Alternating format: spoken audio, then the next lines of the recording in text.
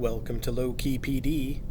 In this tutorial, I'm going to show you how to create certain types of events in Google Calendar.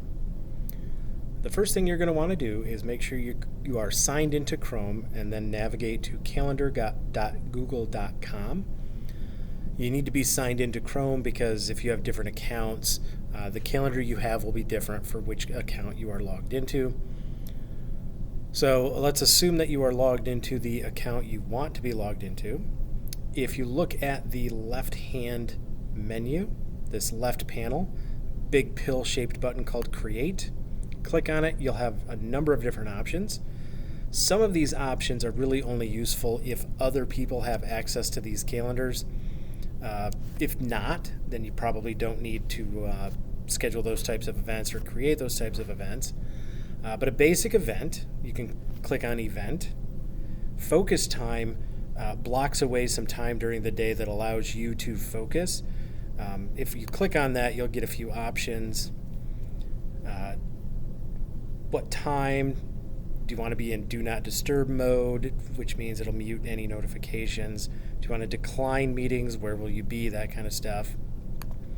But basically what that does is that gives you an opportunity in your day to focus your attention on certain activities that require your attention. Out of office, if you're not sharing your calendar with anyone, probably don't need to do that. If you are, this will block away time, specifically indicating that you are not at the office.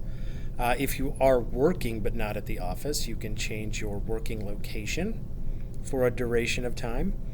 This might be if you work at a number of different locations and maybe that changes. Maybe you've got a set schedule so people might know where you're supposed to be at different times, but that changes for some reason. Creating a task is like creating a job that you need to do specifically during that time.